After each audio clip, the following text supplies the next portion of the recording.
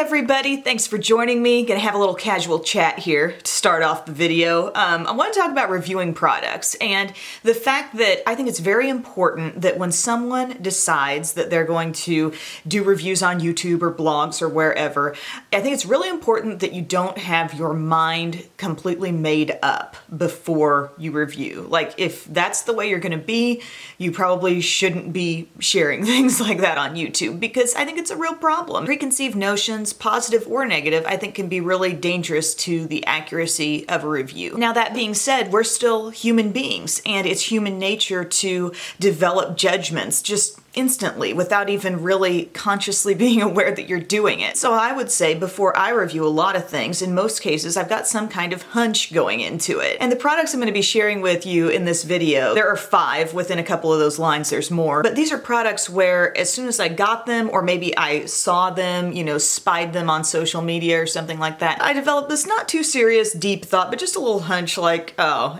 don't really need it. I think you'll know what products I'm gearing this statement toward when you see them, but like things that I maybe just thought it's here for the moment, not going to be a total must-have. Like, you have that hunch, but I will tell you this, I am always open to that hunch being reversed. I'm always open and willing to be surprised by a product. I don't care what the price range is, I will try anything with an open mind, whether it's something I got for 99 cents from Dollar General or $59 from Sephora or a luxury makeup counter. Here on my channel, it's all got the same shot, the same potential to succeed. So here's what I want to talk about today. Those things that I just really didn't expect to like, but turned out to actually love. So I'm gonna jump in here. One of these things actually got a little mention in another video where I reviewed some new products from CoverGirl, and they have this Go Glow luminizing lotion. This is the Sun Kiss shade. They have a lighter, more like highlighter-esque shade, and then this one is kind of just a shimmery bronze. If you remember me describing the scent of a product as similar to corn chips, this is the product that I said smelled like corn chips. And in the last couple weeks, I've been wanting to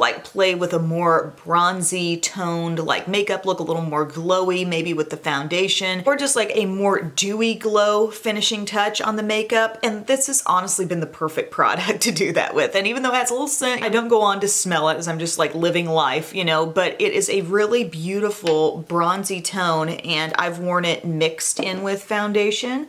I've worn it just kind of dabbing with a full brush, even the kind of full brush that you might use for foundation. I'll get it on my hand, get a little on the brush, and then perhaps just kind of dab it maybe on the apples of my cheeks, or just somewhere where the sun would naturally hit. And I feel like it's a really beautiful bronzy look, and because it's a liquid, it just looks so natural on the skin. Here's another product where I saw it and I don't even know the thought really registered with me as an initial reaction. I certainly didn't expect it to be a must-have. This is Shanny. This is a brand that is available on Amazon. They did knock my socks off with a fantastic 6-color blush palette recently. It was just some random little tidbit in PR, and I thought, we'll see. Accentuate your look with a touch of shimmer. Great for highlighting or mixing with your foundation for an illuminating glow. So it's called Liquid Shimmer Luminizer, and the shade is called Pure Joy. And it just looks like a pearlescent kind of liquid highlight there. Here's one thing I really like. This pump is so easy to control, because sometimes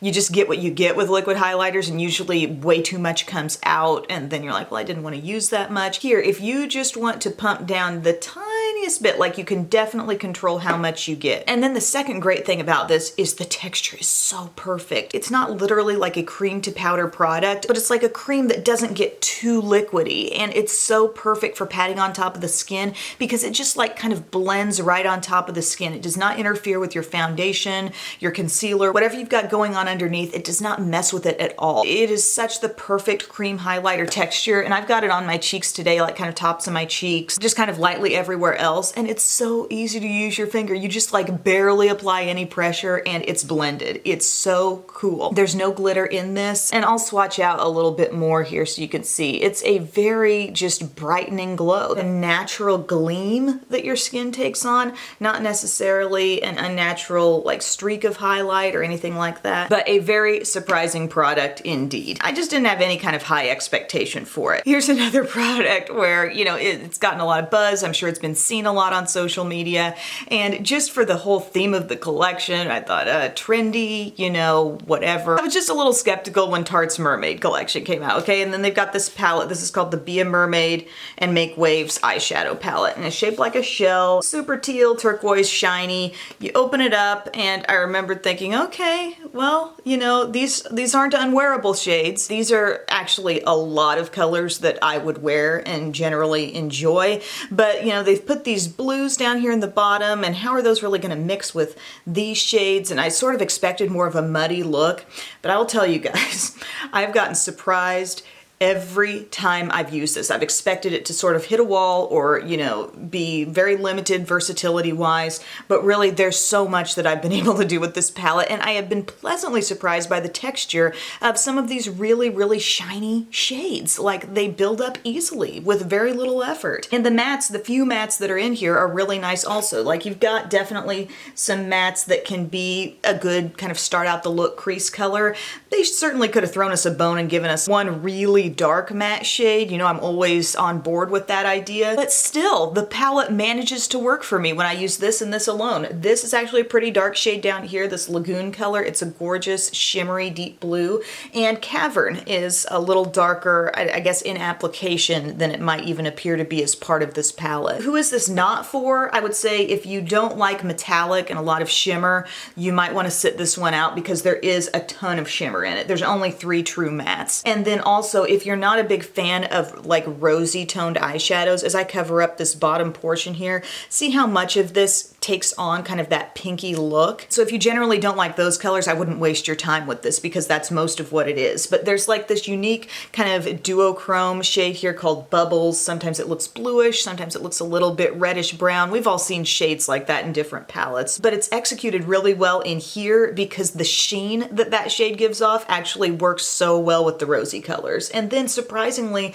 shades like Lagoon and Splash look very pretty with an underlying theme of rosy matte in the crease, let's say. So I've worn this quite a few different ways. I have been continuously impressed by it. I think the textures are nice. I'm not saying it's the be-all end-all palette for everyone, as I explained, but even though like part of my brain wanted to say, this is just a gimmicky little like mermaid collection, whatever. Everything's coming out in like mermaid, unicorn, rainbow these days. I almost wanted to not like it, but I can't help but truly like every look that I do, so therefore I do like the palette. What I'm wearing today, by the way, I've got a lot of this sandbar shade in my crease, a little bit more like light brown and beigey compared to a couple of the other shades that you might use in your crease that have a bit more rose. And then kind of a mix of Mimosa and Shell Yeah. I've got those shades on my lid. That's what's giving me that really profound bronzy pop. And kind of blending into my liner here on the lower lash line, that's Cavern, and that shade, like I said, is a little bit darker than it might appear to be capable of being as you look at it in the palette. But what can I say? I've liked this palette. I think it's caused me to create maybe a few different looks that I might not have originally thought, you know, to pair those shadows together, like the bluish tones and then the rosy tones, but it really does work. Here's kind of another spring summer fad product where as soon as I saw it, I thought, I don't need it. Sort of decided that I wasn't gonna buy it. Then, lo and behold, it arrives in PR. You may have seen Tyler unbox this a week or so ago. And I'm talking about these Smashbox Photo Finish different like scented primer waters. It's the Nicole Concilio collaboration type thing. And so they've got these primer waters, they've got the little palm trees on them. The first one I decided to test out was the So Chill Coconut. Tried it on, and I'm like, okay, that smells really good. It's like a sweet coconutty scent. It's instant summertime, like summer in a bottle for sure. It's pleasant. It doesn't feel like an overwhelming scent. It's not as though I'm spraying body mist in my face, but it's just refreshing and a little sweet. And I'm like, okay, that's really nice. I like that. Again, these are called Photo Finish Primer Waters. You can use them before your makeup. You can use them throughout the day as sort of a refresher mist. I'm really into doing that because I think it takes like a cakey appearance that can sometimes develop with makeup. Sometimes makeup starts to look better when it gets worn a little bit. With some products, not so much. So the mist can be nice. But anyway, this is the Centering Citrus. It's a very awakening scent, a very refreshing scent. It instantly makes me think of maybe some of the products that I've used in hotels that have that sort of citrusy scent, like the shampoos and conditioners and soaps that have this sort of orangey just light citrus vibe to them, a little lemony as well. It's really, really nice. And so now I'm kind of thinking this is some legit stuff here. Like I'm actually really enjoying these sprays. And then the last one is called Serene Greens. And so here I thought, well, maybe this would be the one that I probably wouldn't like as much. Like it just seems a little bit off the beaten path for a setting mist for your face. I don't know. And then the first time I sprayed it, at first you think, ooh, that's different. And then I really like it. Like that's so, oh, it's very outdoorsy, but in the most subtle, like refreshing, lovely way, like kind of spa-like. It's very like rejuvenating. I really, truly love them all. This is a very well put together collection. From what I understand, they're limited edition, and I think it will be sad when they're no longer available. Nothing that I have setting spray wise smells like any of these, but the hardest one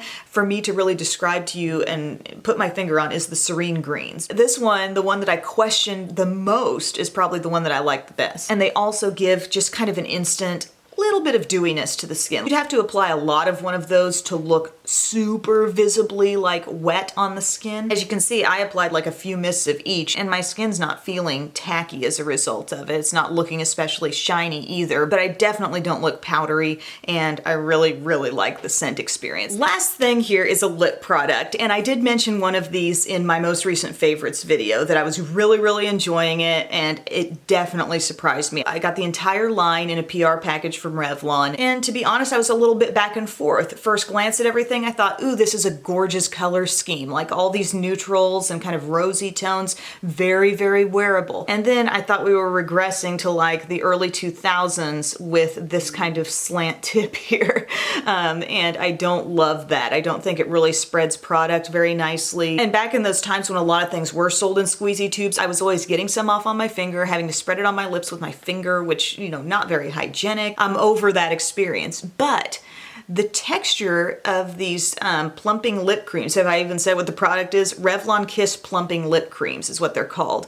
The texture is such that this squeezy tube slant tip design is sort of a non-factor because it is a cream. It's a little bit thick. It's not like it's gonna just come out and ooze from this tube and then become a streaky mess on your lips. My only advice would be don't over apply, just get what you need, you know, squeeze out initially onto your lips, and then just use this as sort of a spreading device. Don't continue squeezing and applying as you go because you'll eventually just have way, way too much. But the texture of these glosses is very nice. It really does function to kind of line fill, and that's really what the illusion of a lip plumper is, I think, is something that gives shine to the lips. It sort of fills in the cracks and crevices and just makes everything look a little bit smoothed out and more rich and plump. And I have liked so many of the shades. There are like 3 colors that I might give you a little bit of a warning on, and I'll note on the screen because I'm going to take you through the full try on in like rapid fire style. But Cashmere Cream is the lightest one, and this one is just a little bit streaky. It's so light. It's really, really hard, I think, for brands to do light glosses really well and make them something that's going to be opaque and just really look flawless on the lips. That one's not real perfect for me. Also, the shade called Fresh Petal. In terms of the rosy shades, this would be the lightest one there.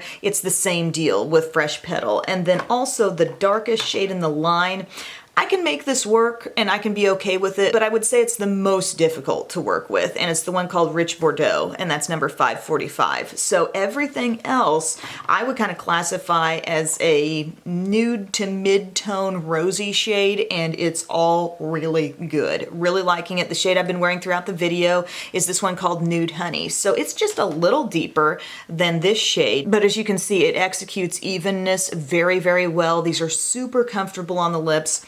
There's that little bit of thickness. You might notice a little bit of a minty coolness about 30 seconds to a minute after you apply them. Again, I don't think it's really like a huge plumping action that's taking place there. It's just the effect that they've chosen to give this product. But you guys know I'm really getting back into glosses these days. I'm loving the look of shine on the lips. I think it makes them look so much more healthy, just kind of nourished, revived, just compared to a lot of the different matte lip looks. And another thing about these, they would pair really well with some of those Too Faced Natural Collection lipsticks because it's almost the exact same color scheme, you know, nudes, shades with maybe a hint of pink, dusty roses, deeper neutrals. If you wanted to top those kind of lip colors off with something that coordinated really well, these are great. But I like that they're also pretty much what you see is what you get color. There's not a lot of sheerness with these. So aside from those three that I pointed out, I think everything else is pretty much fair game, although I do love Nude Honey. Almond Suede was the one I pointed out in a past video. That's a great deeper neutral. Gosh, the Spiced Berry is gorgeous. Velvet Mink is a really cool kind of like deep mauve-y neutral. So I think that is truly a line worth checking out. So thank you guys so much for watching this video. I really wasn't planning for it to be a super long video, but I felt like I took off and really talked a lot about this stuff. But I'm really eager to hear in the comments section, what products have you had this kind of experience with, where maybe your